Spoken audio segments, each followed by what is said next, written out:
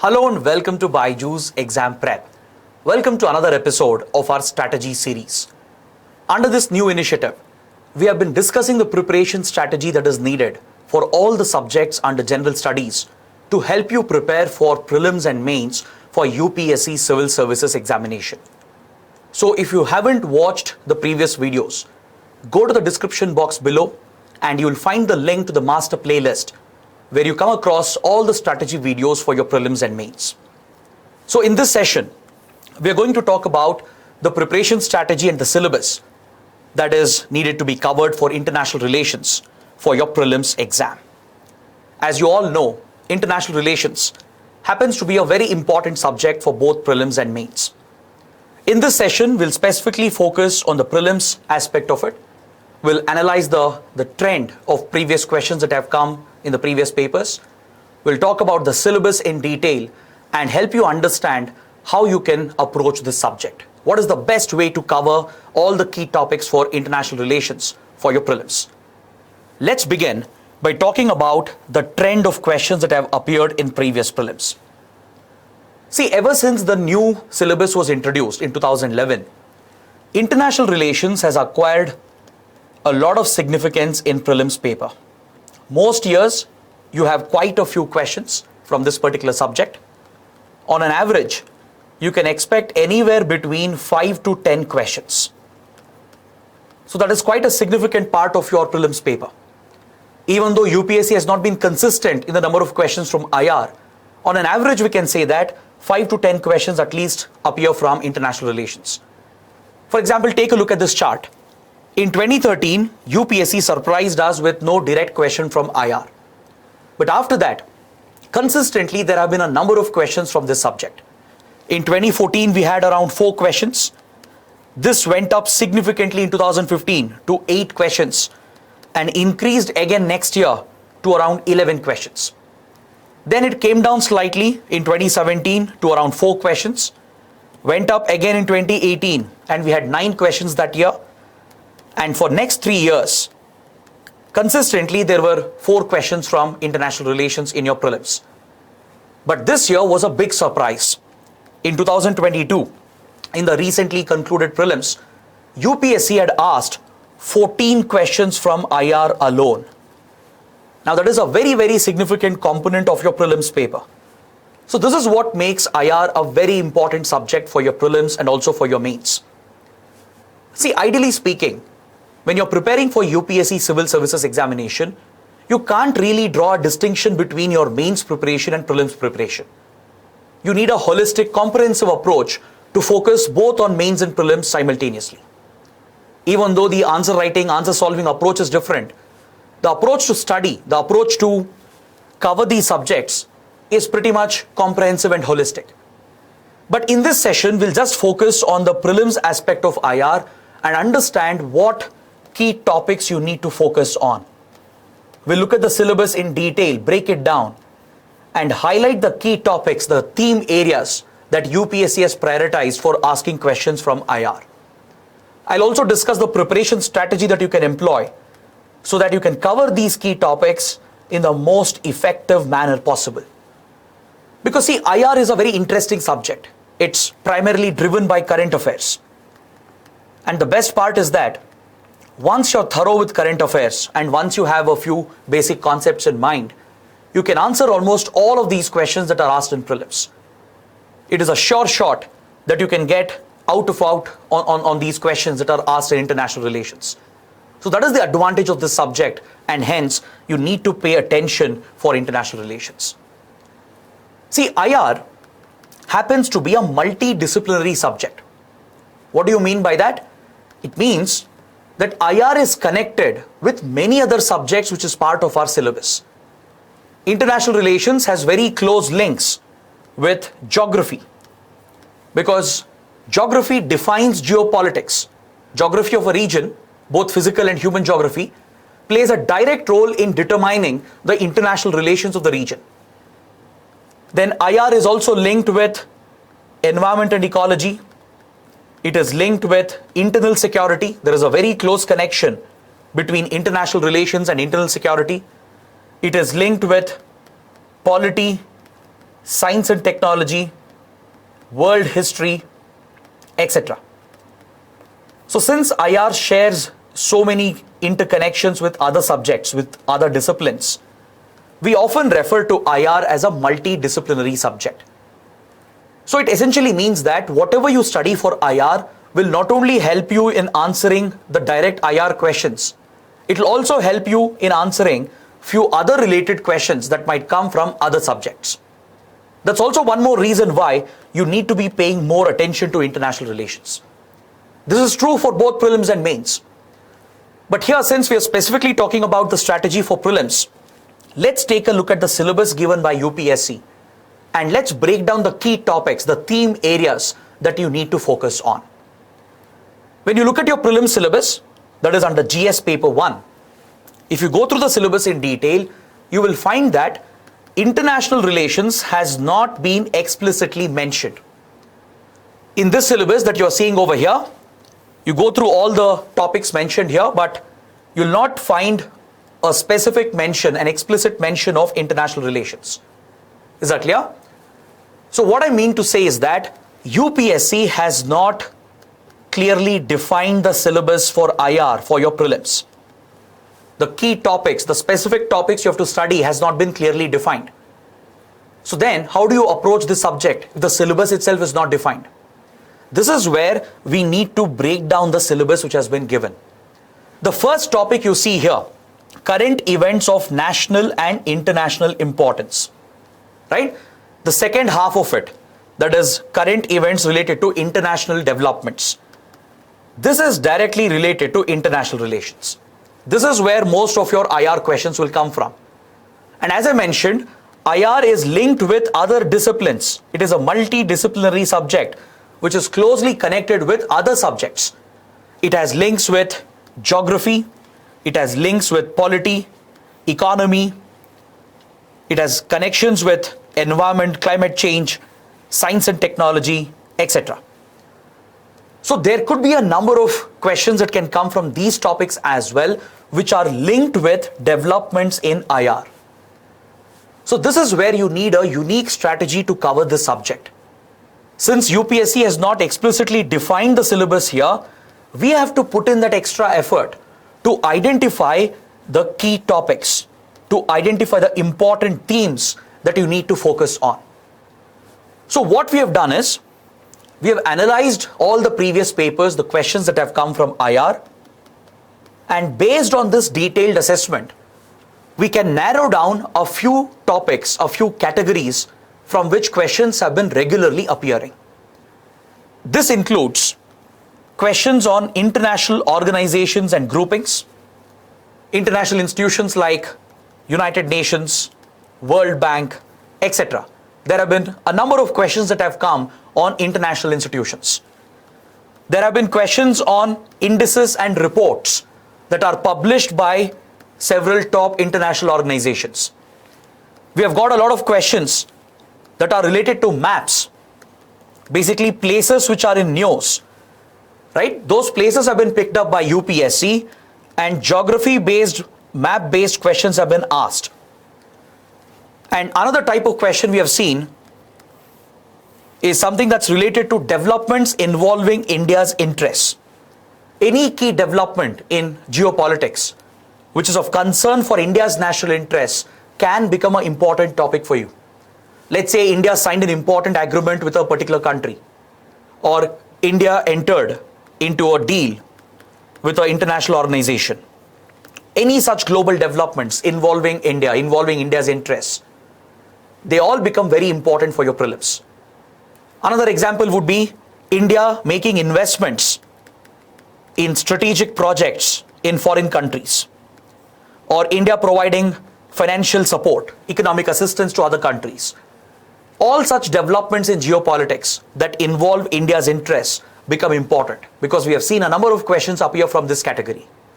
And finally, there could be few questions which can't be categorized under any of the above classifications, and they fall under the miscellaneous category. So now that we have identified the key focus areas based on the limited syllabus and previous questions, we need to discuss how do we approach these areas? How do we cover these topics?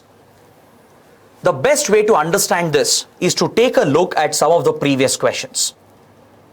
We'll take up each category one by one and talk about the previous questions that have come. I'll take some sample questions that have appeared in previous UPSC prelims papers and help you understand how you can cover these topics.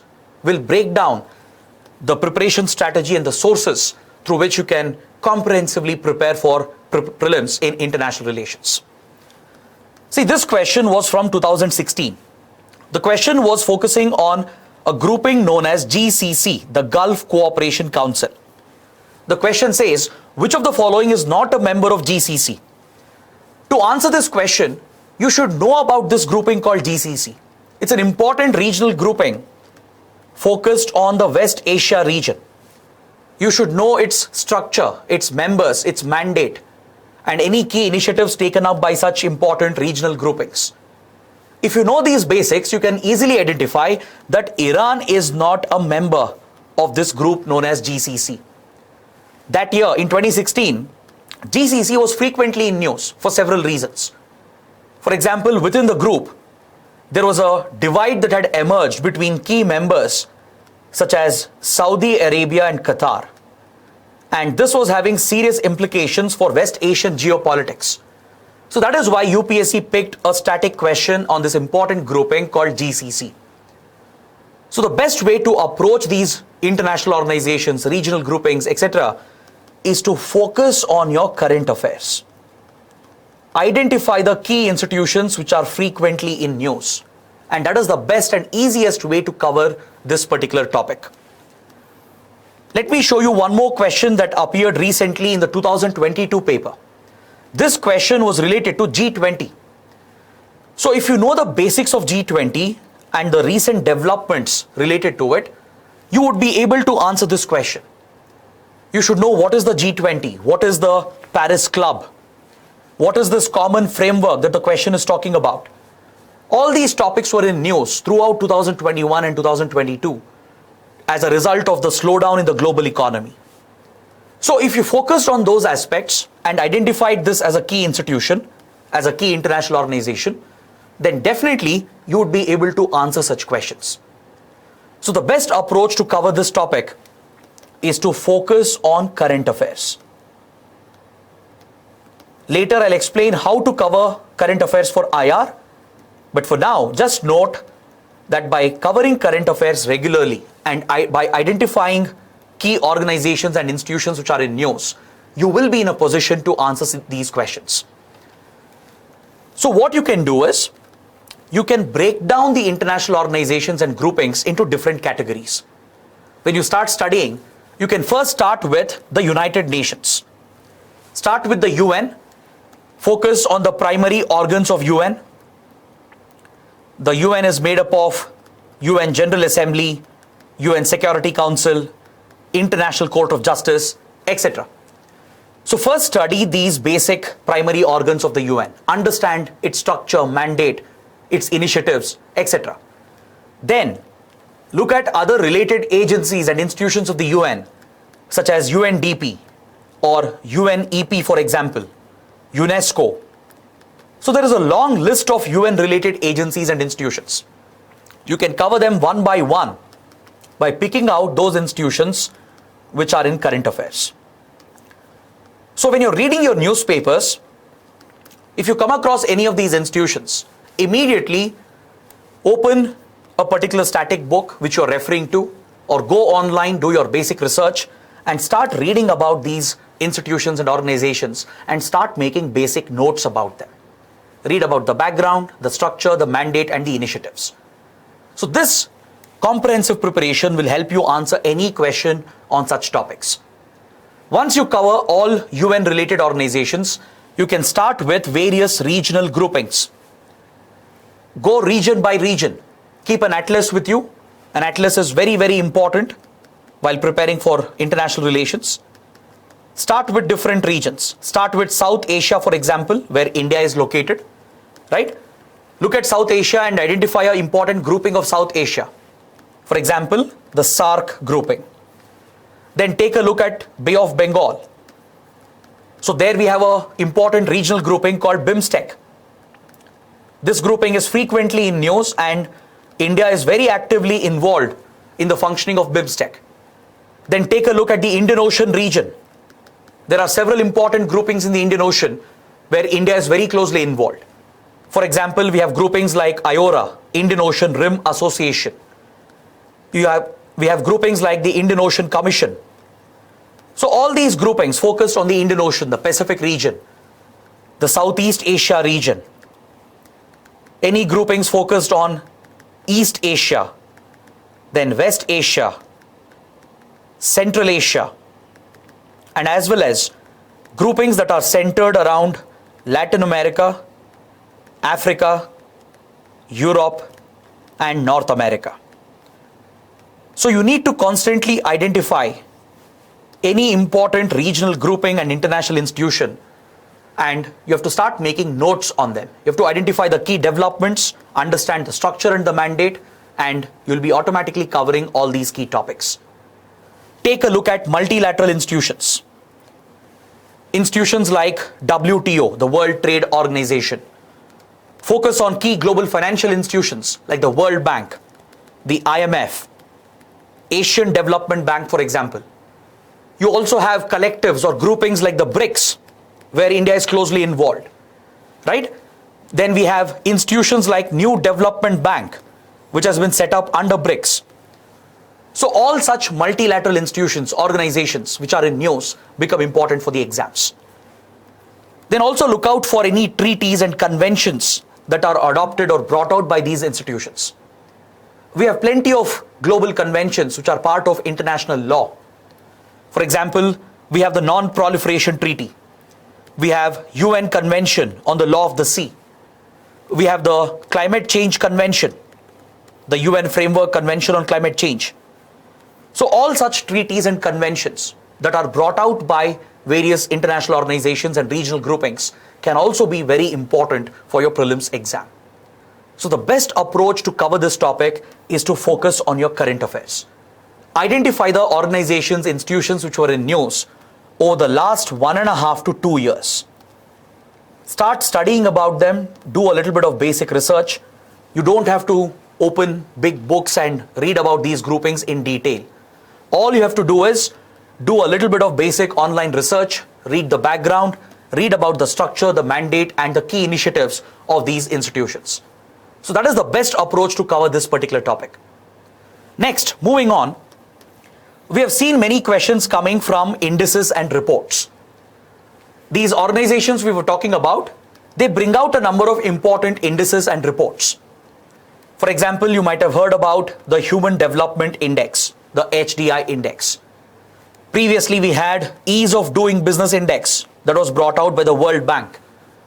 So on such important indices and reports, we might get direct prelims questions. For example, we had one question in 2019 on the Ease of Doing Business Index of the World Bank. Similarly, in 2019, we had a question on the Global Competitiveness Report, which is brought out by the World Economic Forum. These are periodic indices and reports, and they are frequently in news. So all you have to do is, again, focus on your newspapers, focus on your current affairs.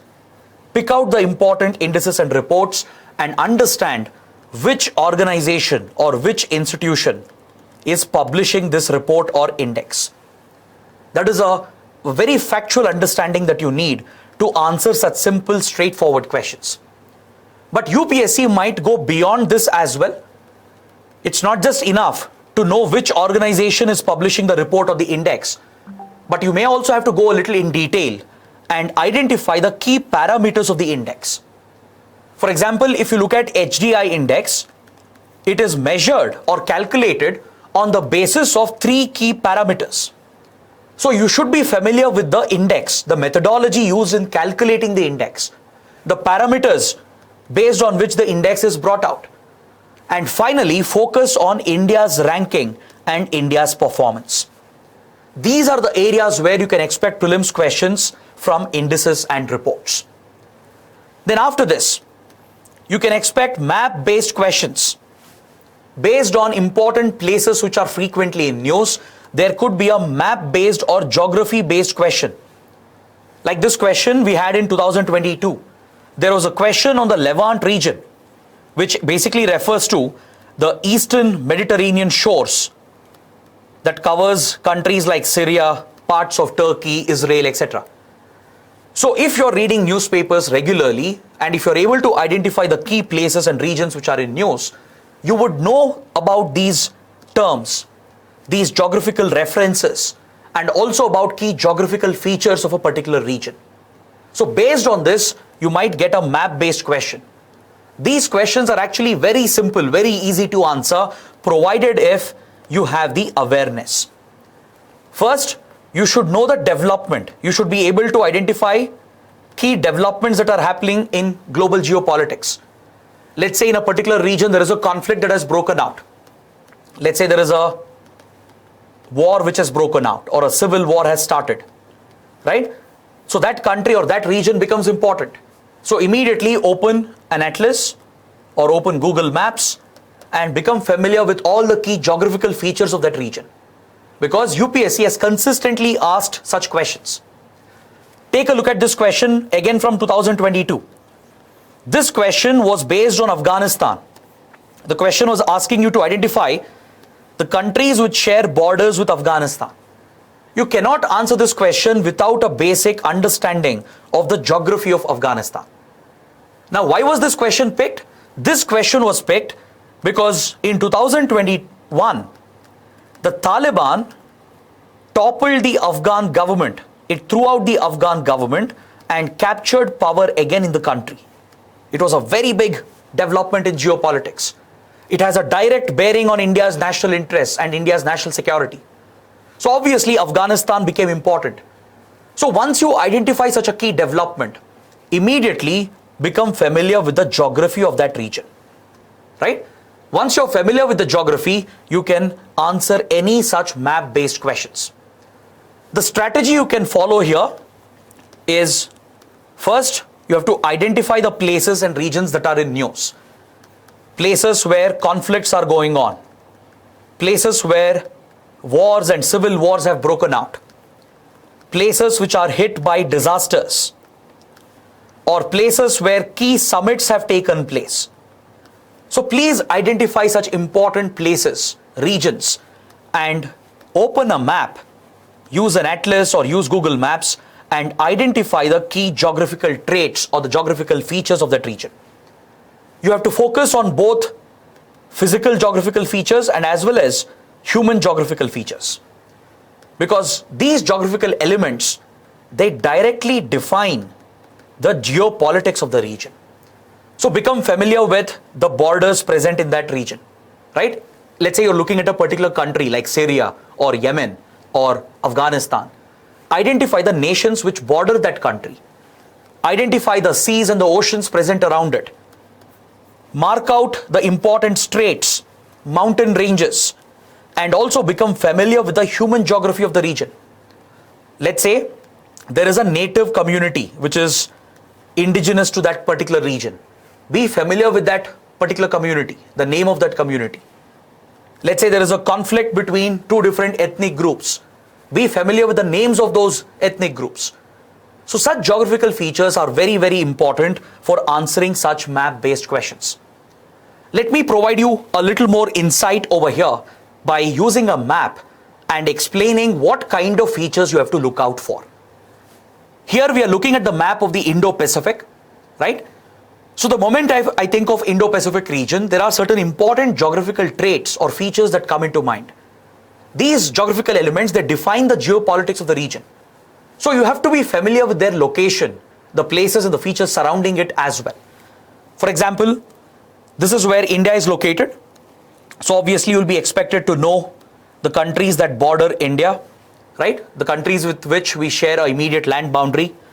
Identify important choke points, strategic choke points like Strait of Hormuz over here near Iran, the Bab el-Mandeb Strait over here between Yemen and Djibouti, the Strait of Malacca over here near Singapore and Indonesia, right? Then be familiar with all the water bodies present here, like the Indian Ocean, the Arabian Sea, the Gulf of Oman over here, the Red Sea over here, the Suez Canal in Egypt, which links Red Sea with the Mediterranean Sea, the important countries of Central Asia, key water bodies like the Black Sea, Caspian Sea, etc. So this is how you identify important geographical traits. Whenever a region is in news, immediately open a map and mark out these locations. For example, Russia invaded Ukraine, went to war with Ukraine.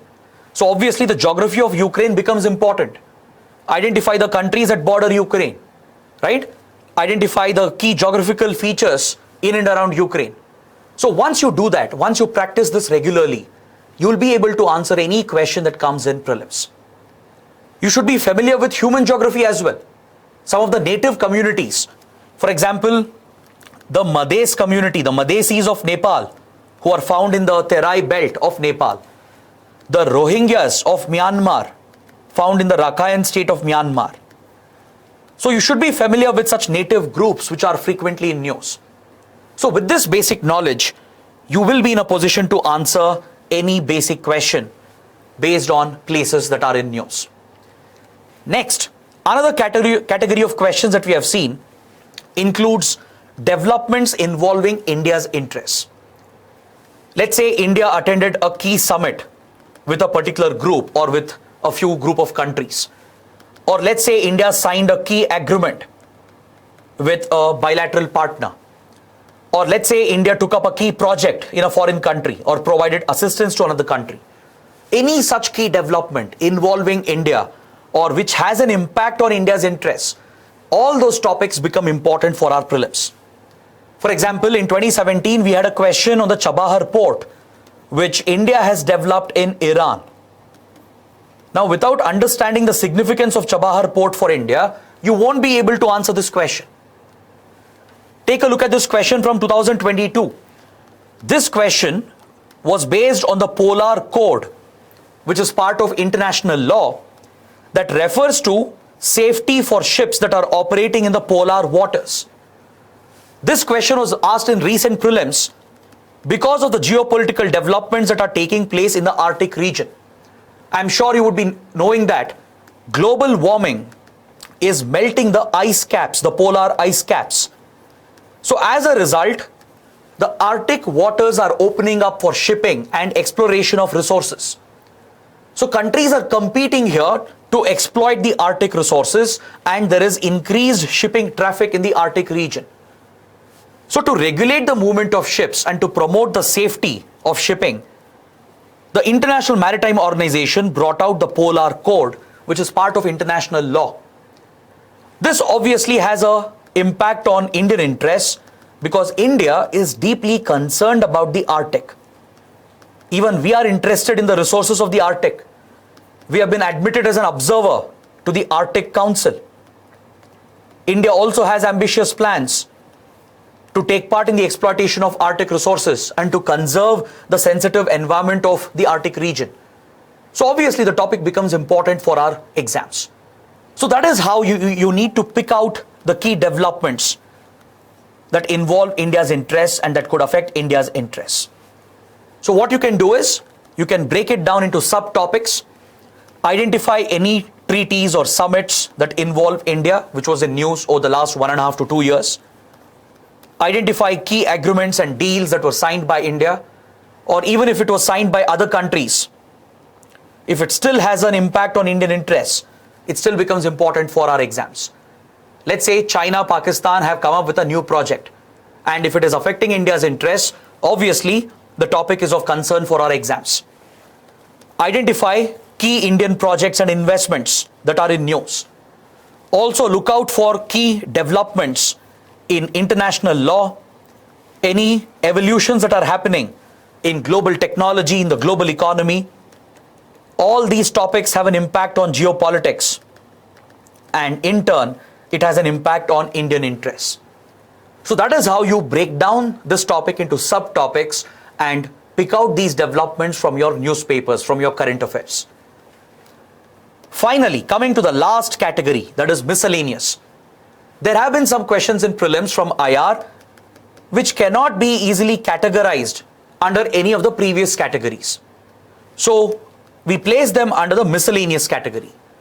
For example, in 2015, there was a question on an international NGO, a global NGO known as Amnesty International.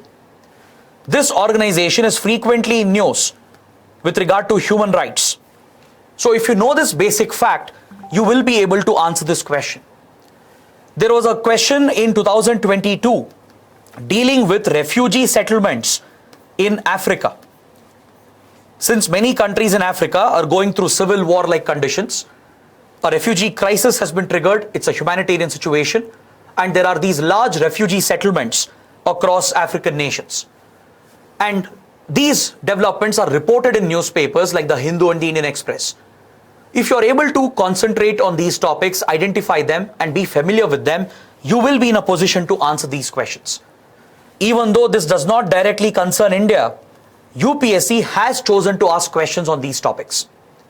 Let me show you one more question, again from 2022, from the latest prelims paper.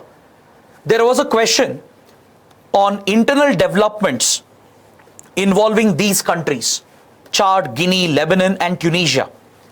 These developments were not directly related to India or India's interests. But still, UPSC went ahead and asked a question here because these were major geopolitical developments of the last 1 year. So when you're reading newspapers, you have to be very careful. You should be just familiar with the basic developments that are happening around the world. Let's say there is a military coup in an African country. Or let's say there is a constitutional crisis in a South American country.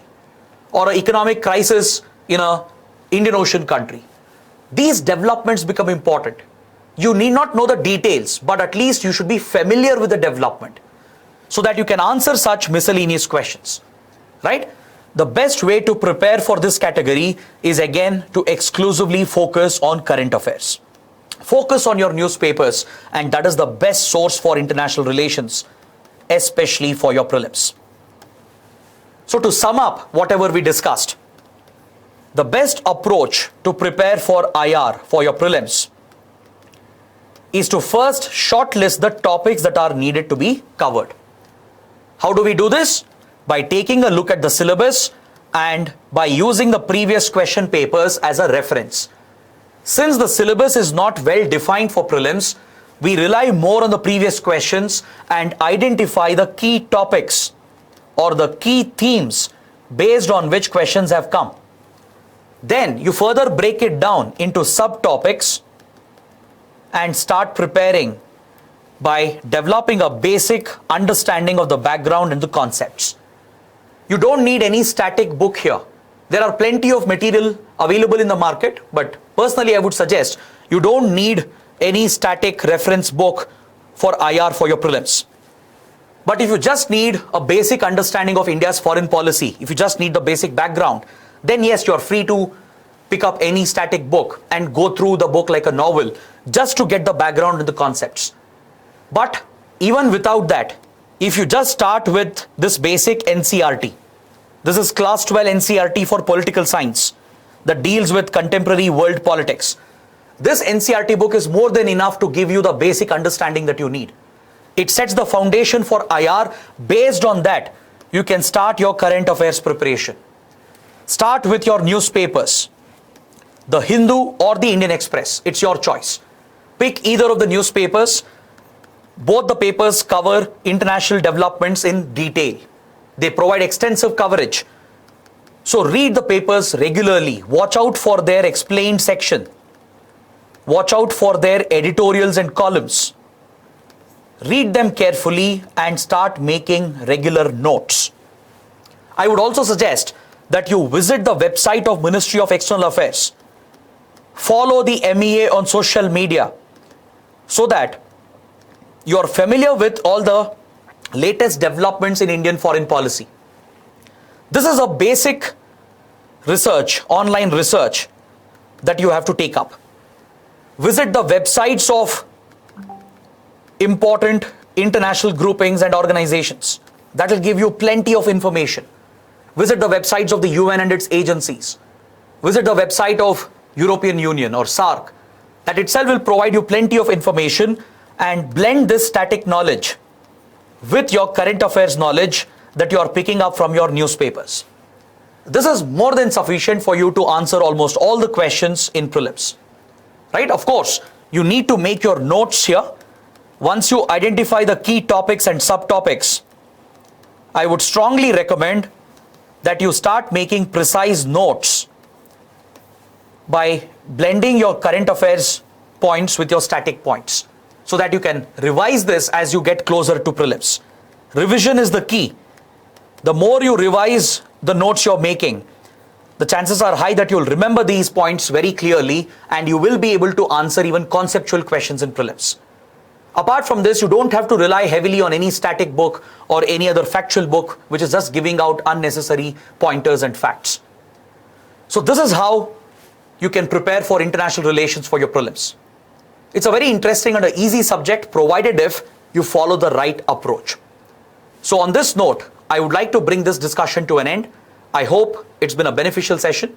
Do let us know by pressing the like button, share the video with other aspirants, and don't forget to subscribe to our channel. And as I mentioned earlier, if you haven't watched other videos under our strategy series, just go to the description box below where you find the link for the playlist, the master playlist, and you get to see the strategy videos for all the subjects for UPSC Civil Services examination. So on this note, let's end the discussion. Thanks for watching.